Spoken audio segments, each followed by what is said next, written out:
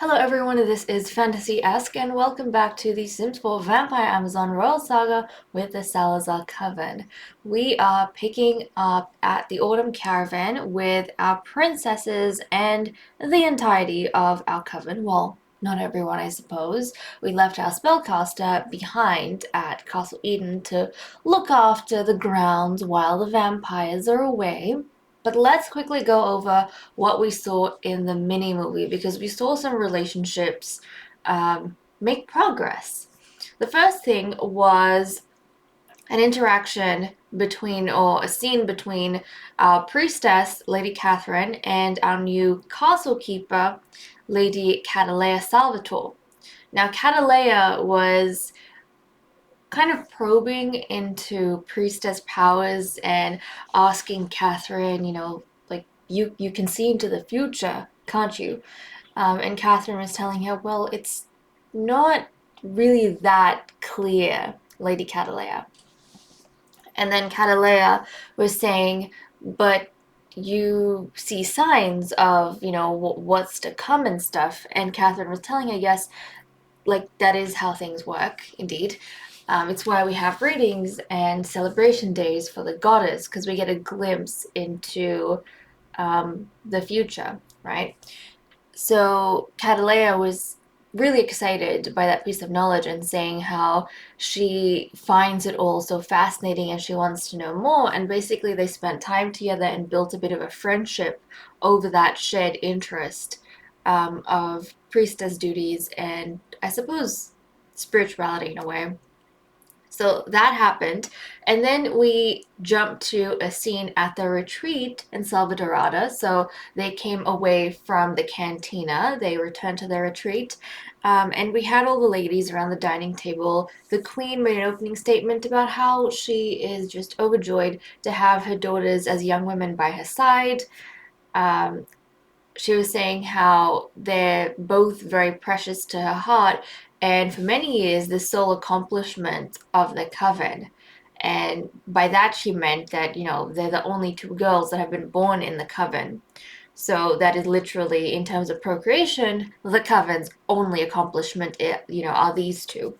So she was really happy to kind of see them a little bit older now. Even though they're not immortals just yet, they are kind of in an important place in their lives. So they had that little conversation, and then Kyra was saying that she hopes that she is a worthy or a capable heiress. And then Juno piped in and she was saying, and I hope I am a, what is it? I can't remember the word, but essentially she was saying that I hope I'm a worthy rival to Kyra, right? She said, I hope I'm a worthy rival sister.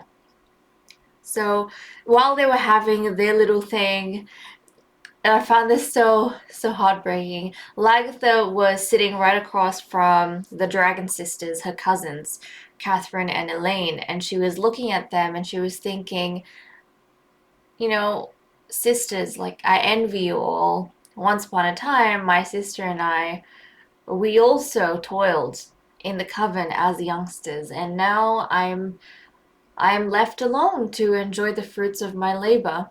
There's like no one else here. Meredith's not here anymore. And it kind of hit me in that moment, like, oh my goodness. Literally, apart from her and Catalea, everyone in the coven are sisters. Like there's a pair of sisters. Eden and Guinevere, Catherine and Elaine, Juno and Kyra. Everyone's like, in their little group, they've got a bond, a blood bond with someone directly of sisterhood. And she's the only one to miss out now. And Catalea, even though Catalea doesn't have a sister, she doesn't understand that loss, I feel like, as much as Meredith does because she grew up with a twin. They were really, really close. And now she's left in an environment where everyone has that except for her. Even though Kyra and Juno are twins, their parents essentially were, or their fathers essentially were twins, and their sisters, so they still have more than what Lagatha does at present. So following that conversation, we had a moment with Kyra and Juno alone in one of the rooms of the retreat, Juno was, I think she was psyching herself up or something like that. She was doing something like that. So Kyra walked in and she said, Juno, I wanted to speak with you. And Juno asked her, yes, sister, what's on your pretty little mind? Right? Well, or what's on your, is there something on your pretty mind? Um, and I love the fact that Juno acknowledges that her sister is the prettier one. I imagine growing up, everyone has always been doting on Kyra as, the really pretty princess, the really pretty princess. And the cool thing about Juno is she doesn't let it bother her. She doesn't care, I feel like. And like she doesn't really care about appearances. She knows Juno is, I mean, she knows she's not as she's beautiful in her own way. But in terms of like pretty, she knows she's not as pretty as her sister, but she doesn't care. She is like fully confident in herself, and her intelligence especially. So I do love that about her. She gives that vibe off to me. So Kyra was just being open and saying, I like nothing alarming. I just wanted to know your stance towards me, right? Especially after the comment that Juno made at the dining table. So then Juno said, well, you don't waste any time, do you, sister? And then she went on to say, don't, like, there's nothing to worry about, right? Or fear not. She said that I plan to be an open rival who's like above board. There's going to be no scheming on my part, so there's no need for you to worry. Um, like do as you always do. No need to have your guard up, right? Because she is not planning to be a schemer. She is going to be an open rival to Kyra in an honest way. So that's kind of what we saw in the mini movie. And I love the moment we had between the sisters, the two princesses. Makes me really excited for Juno's character, to be honest. So let's dive right on in and see what's going on with these ladies. Now, carrying on that conversation we were having about Juno and Kyra, I feel like as Juno is getting older, she is seeing and noticing a lot more things than she did um, in her childhood. And one of the things, oh geez, she's noticing is that Kyra is really close to their Aunt Guinevere. Very, very close. To the point where Juno kind of sees that Guinevere is mothering Kyra a lot. She's got this sort of entitlement to Kyra as if she was Kyra's mother and almost, trying to replace Eden in a lot of ways in Kyra's life. And in accordance with that, Juno can kind of see that. Okay, thank you, Blaze. Juno can kind of see that Guinevere is. I hope I'm not mixing up the names. She can kind of see that Guinevere is undermining their mother Eden, um, whenever like she can in small ways, and it's ways in which people they don't think like anything big of it, and it kind of slips under the radar. But because Juno is perceptive and she's intelligent and she knows about politics, she's been taught that by Elaine from a young age. She's kind of piecing things together, and she can kind of see that Guinevere's influence on Kyra is kind of going beyond what a normal champion princess relationship should be. Um, and she feels as though Kyra is. I mean, yes, there is genuine affection between Guinevere and Kyra, but she feels like Kyra is being manipulated, and she doesn't want to be manipulated like that by anyone. She doesn't want to be manipulated by Elaine or anyone else like that. And also, she doesn't want to be stuck in this secret rivalry with her sister for the throne and for power, which she feels like Guinevere is doing with Eden, right? Guinevere has never openly undermined Eden. It's always been secretive, and she's pretended to be in support of Eden. But Juno can kind of see these little things, and she would rather openly be Kyra's rival, not have to hide her ambitions, her desires, and also do it in an honest way, not to scheme, not to scheme behind her sister's back and, betray her. She doesn't want to do any of that. She wants to be honest about the way she's doing things. So that is kind of where Juno's mind is at, and I flippin' love it.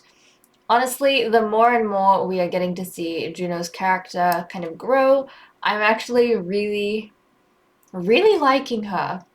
I'm really liking her thought process and, where she's going.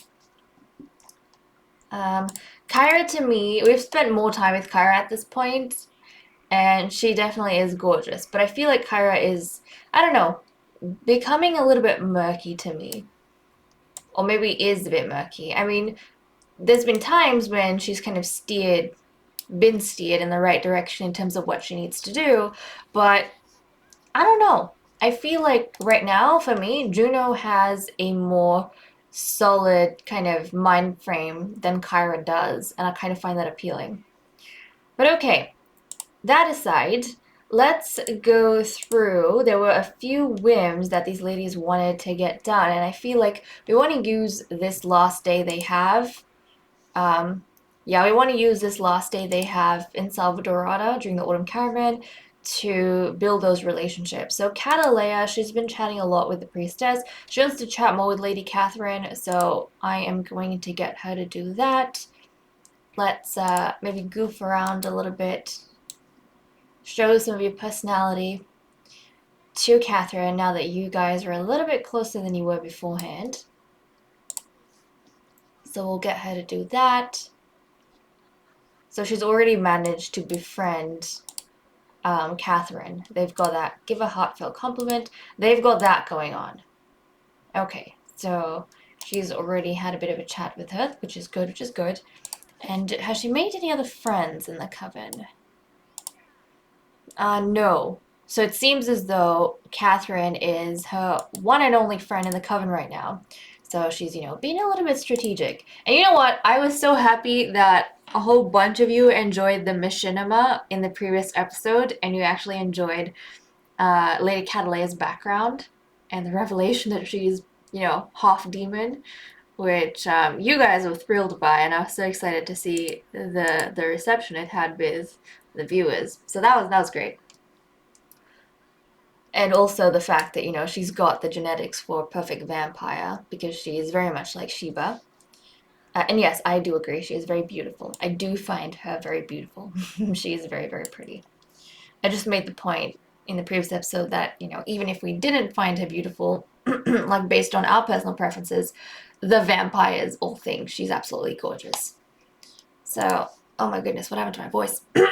What happened to my voice? I don't even know. Don't even know. Oh, what's this? Kyra wants to chat with Eden. Okay, she wants to chat with her mother. We can do that. Let's have a deep conversation with Mother Dearest. Let's go do that, Kyra. Let's chat with Mother. Is she coming on up? Yes, she's coming on up. It's getting a bit warm, so everyone's kind of changed out of their like cold weather outfits. Oh, come on. We want to chat with the Queen. We're going to check in on our mother.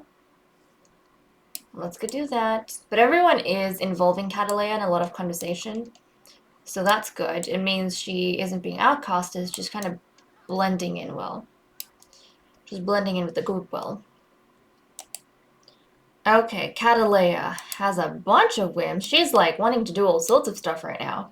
Okay, she wants to become friends with Lady Elaine.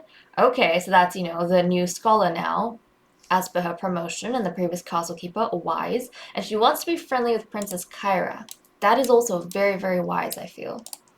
So let's try and gossip about ancient vampires. Don't scare her. Let's not do that. Let's see. How many...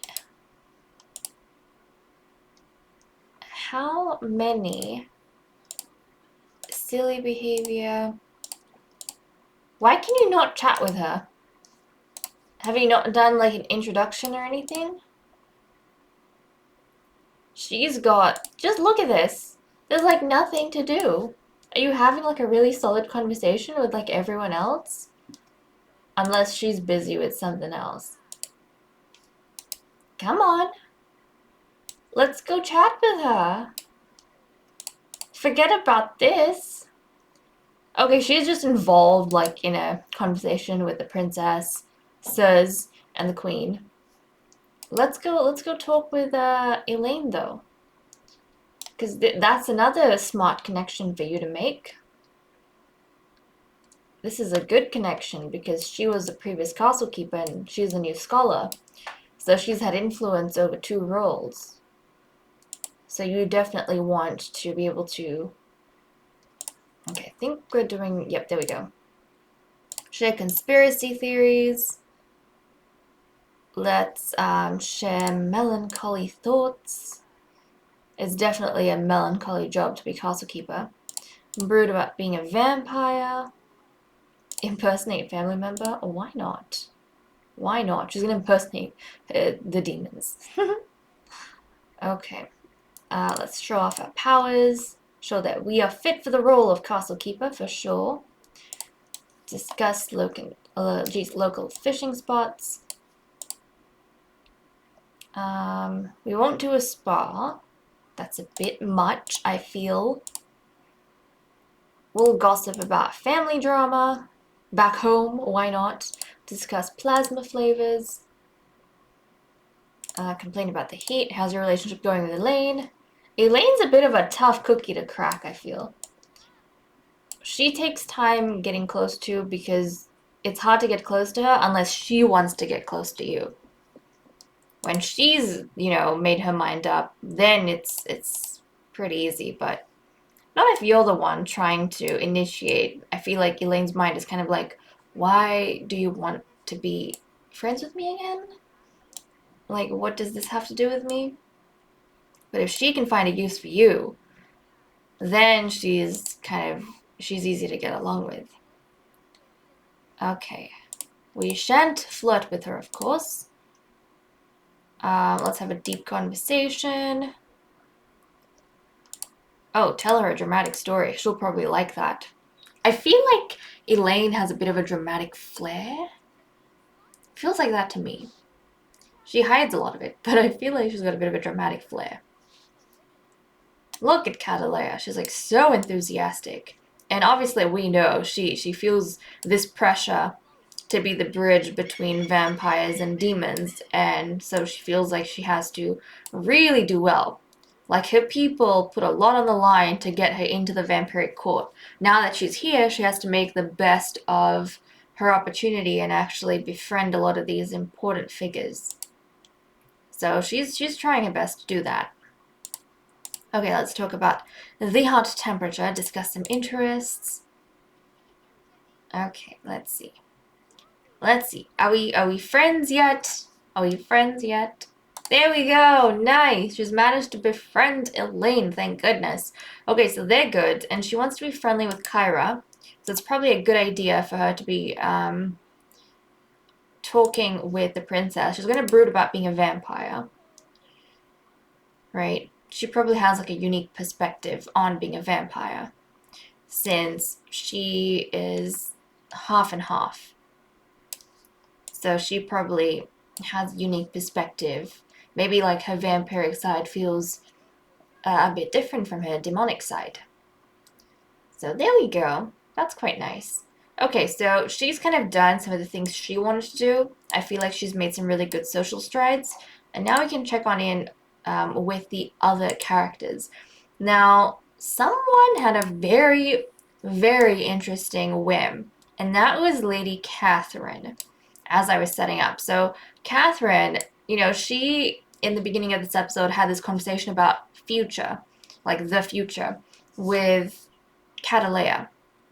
And I feel like all of that talk made her think of her own future with the queen and this kind of strange, open, non-committed relationship that she has going on with her.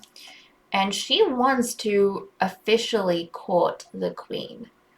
So we're going to go ahead and propose going steady with the queen, because that's what Catherine wants to do. Now, in the beginning, I feel like, and also the Autumn Caravan is kind of a memorable place to do that. But I feel like in the beginning, they kind of grew close, or they built this affection for each other based on the fact that they were both romantically involved with Xiomara, and they were both betrayed by Xiomara. Okay, she's over here talking to Guinevere, which is fine, but really she's gonna move on and chat with the queen.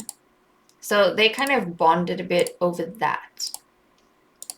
But now those days are kind of behind them, those concerns are behind them, there's new things to look toward, and I think Catherine wants to officially court the queen.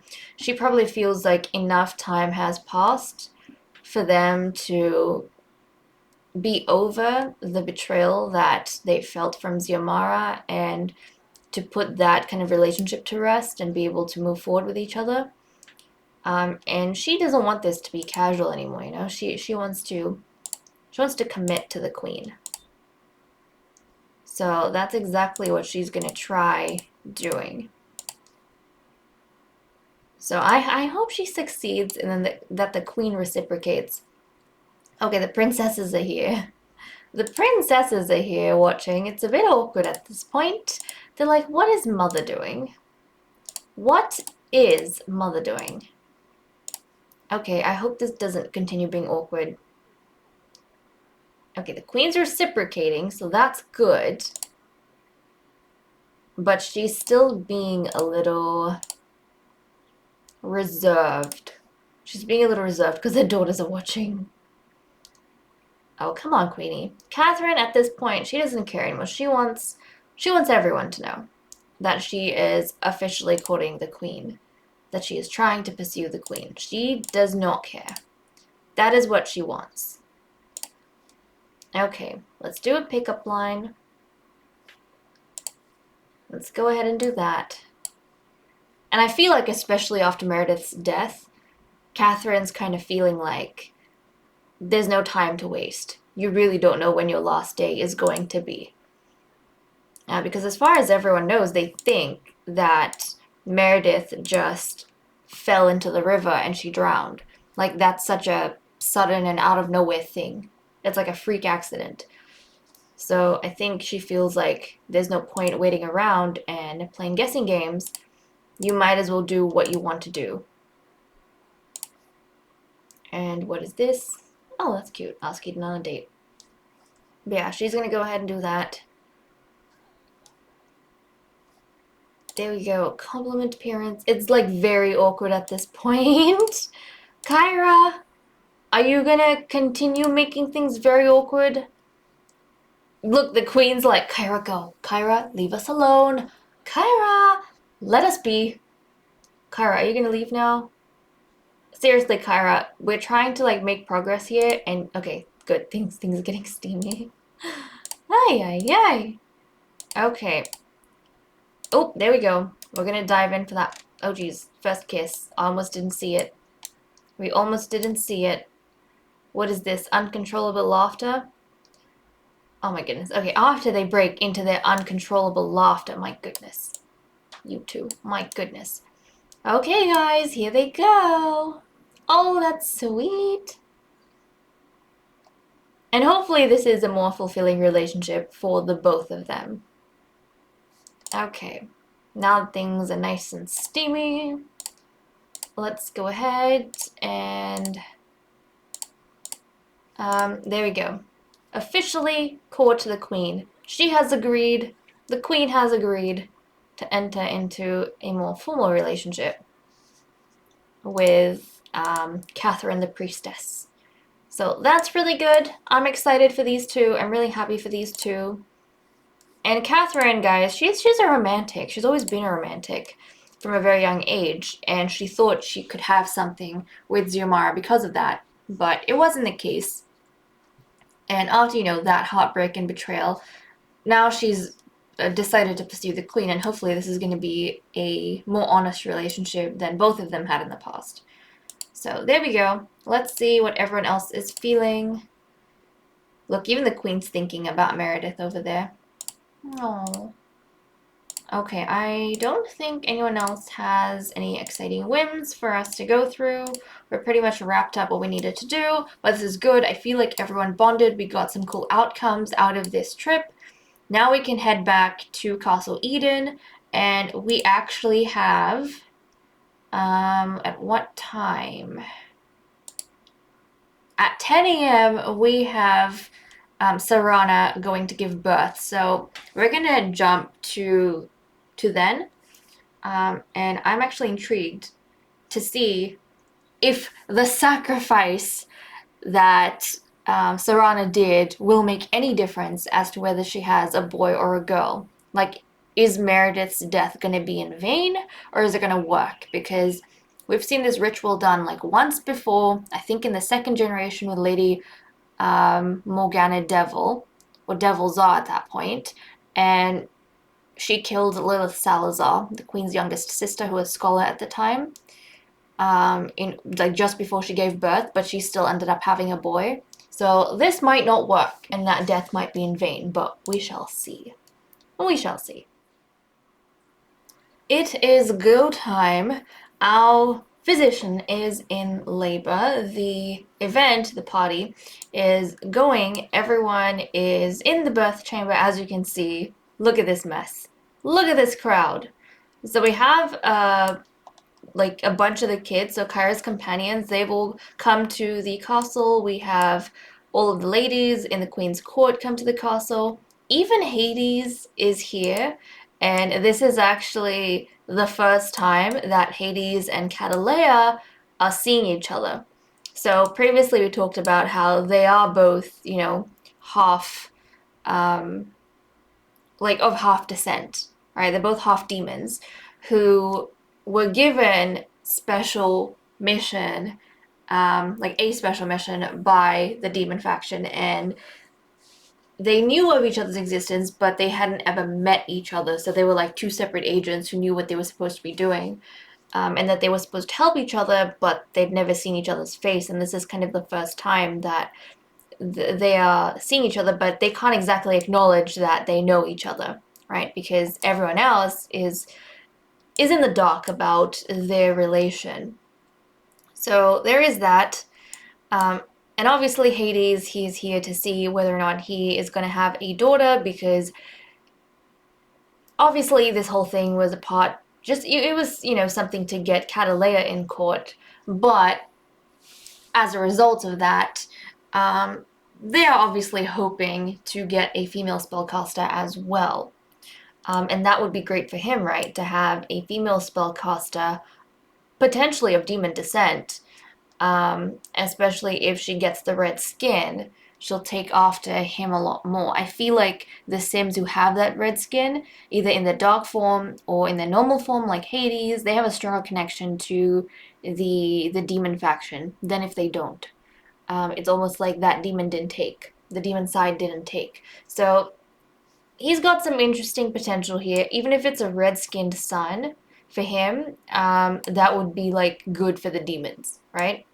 So he's very interested to see what Sarana has. Sarana is desperately hoping for a baby girl. Obviously, no one else knows the stuff she's done to get that, but everyone else is going to be hoping for a girl as well. We've had a bit of a dry spell for a long, long time. We definitely want to be breaking that. Another thing to note is that Sarana's children will not count towards the total 6. So even if she has a girl or girls, it doesn't count towards the 6 vampiresses we need to have born in the next generation. Because they're spellcasters, we don't count the spellcaster children because they don't grow up in the castle. They grow up in Glimmerbrook, at the embassy. So let's hope, let's cross our fingers and hope that Sarana gets the girl she desperately wants after all of the stuff that she's done. Yeah, Hades, look at him. Look at him freaking out. Even Xander is here to see what his third sibling is going to be, if it's going to be a little brother or a sister.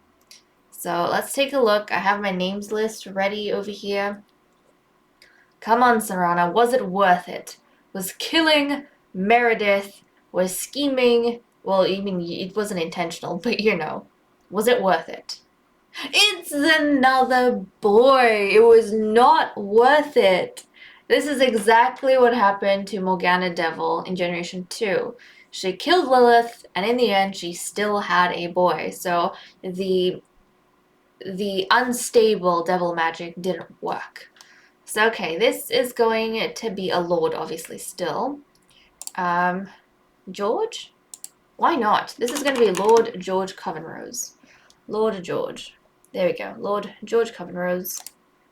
And just the one baby. A red-skinned baby. Oh. Okay, so the demon faction would definitely be happy with a red-skinned baby. So, yeah, that means that Hades' son is also half demon, half spellcaster, and because he outwardly has that demon appearance, the demon faction are going to welcome him with open arms, essentially.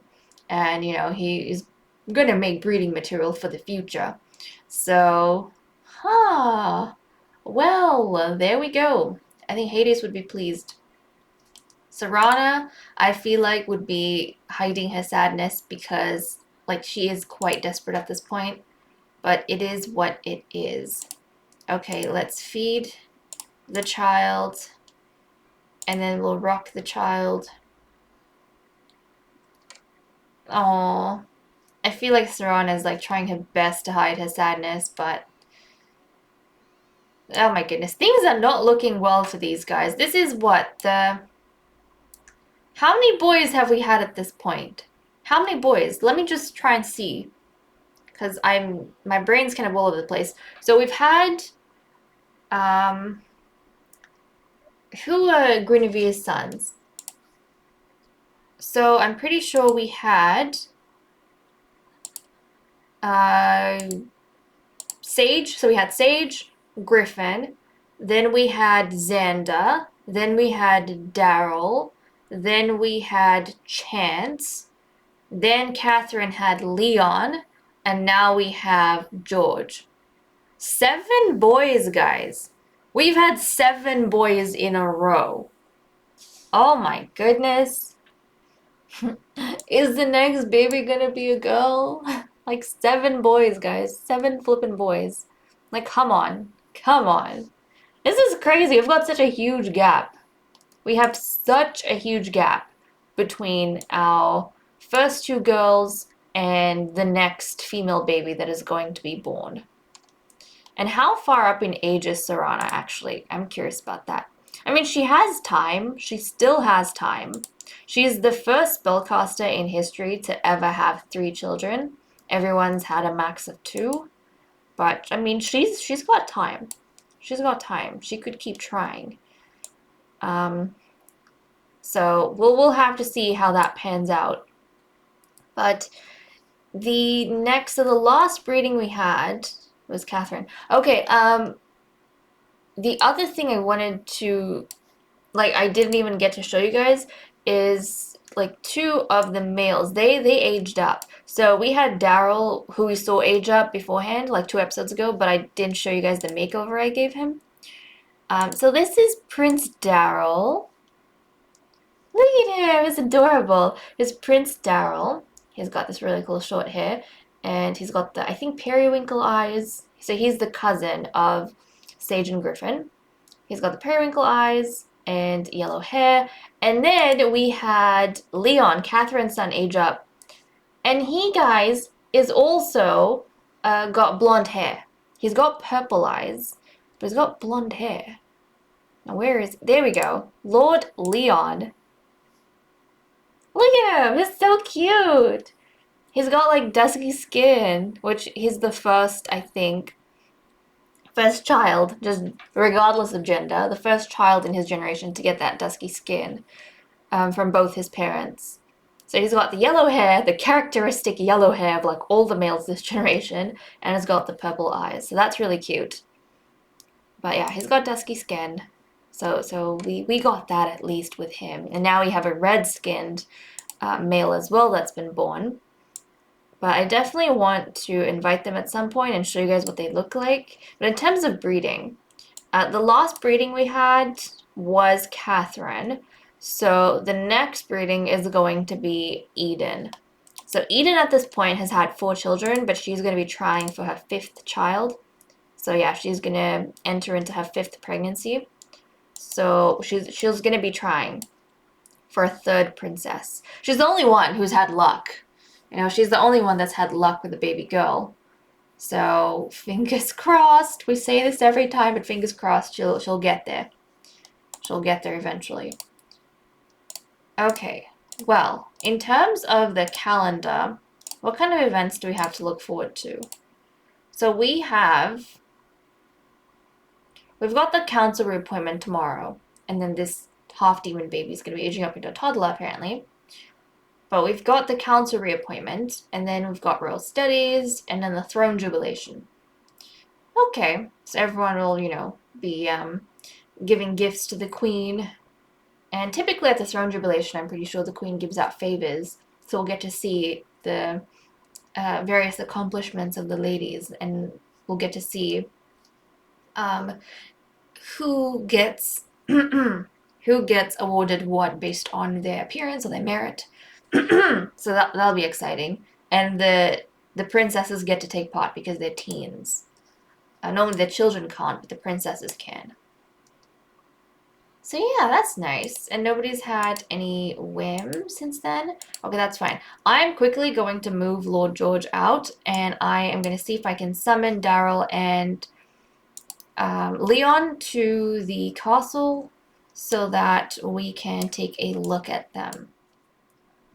Right, let's dive on in and take a look at 2 of the males that have aged up recently. So on the right, we have Prince Daryl Salazar. Now, both these boys, they're going to be part of the younger companion group once our 3rd female is born, which, you know, we've been waiting for ages, but we haven't had that yet. We have already how many males? So there's like 8 Sims, like 8 youngsters within a group of companions. So we have, who's after Xander? I think it was Daryl. We have Daryl, and then we have Leon. No. We've got Daryl, Chance, Leon, and now we've got the youngest one, George. So there's 4 males already, and the girl is supposed to take up the 5th slot. So I only have 3 more spots within the 2nd companion group. So they have to have a minimum of 1 female, and it has to be one of our vampirist females. So here is Daryl, and then it's Leon, Lord Leon on the right. So Daryl, he's got the characteristic yellow hair and the periwinkle eyes. So he's got like the exact same genes as his cousins, Sage and Griffin. And then we have Leon over here. His skin is more dusky compared to the other kids, and I flippin' love it on him. He's got the characteristic golden hair, of course, and then he's got purple eyes. So that might be nice, like if we get to see the purple eyes coming back to the ladies at some point in the future. Kind of like we have going with Catalea. I think that would be quite pretty. But again, it's naturally kind of hard to get that purple eyes and white hair combo, which is why Catalea is so special to us. Okay, that is Leon. Oh, they're so cute. And Daryl, they're adorable. I love these boys. I love them. Also, I have to say, guys, I don't know if you agree with me, but Daryl, Sage, Griffin, like the Ranarain boys, right? The Salazar boys of Ranarain descent, they are very good-looking children. I don't know if you can tell, but you can kind of tell, even when they're young, how they look. And definitely I feel like among the boys, they are very good-looking children. Okay, well, that is what I wanted to focus on and show you guys. We've met Daryl, we've met Leon, and that's great. Actually, Queenie, why don't you come here and you... Who's trying to... Yeah, why don't you come here and you check in on your son? Yeah, check in on Prince Daryl. I think that'll be nice. See how your son's going. See how your boy's going. Your second son. One of two boys. There we go. Check in on him. And then we'll get Catherine to check in on her son, Lord Leon. So where'd he go? Okay, where'd he go? Yes, Lagatha likes fitness. Why not? Let's check Leon, see how he's going. And I love his name too. I feel like Lord Leon is such a cool name. Leon Dragon. That's like Lion Dragon. I love it. Leon Dragon. Such a cool name. Okay. Are you all good? You don't need anything? Oh, that's adorable. Can we snuggle him? Can we snuggle him? We want to give him attention. Let's give him affection. Let's snuggle him. I feel like it's important for the ladies to kind of show how much they care for their offspring. Okay. Oh, look at that. That's so fulfilling, isn't it? That looks so cute. Oh my goodness. I love how these ladies are a lot closer to their sons than they were in the past.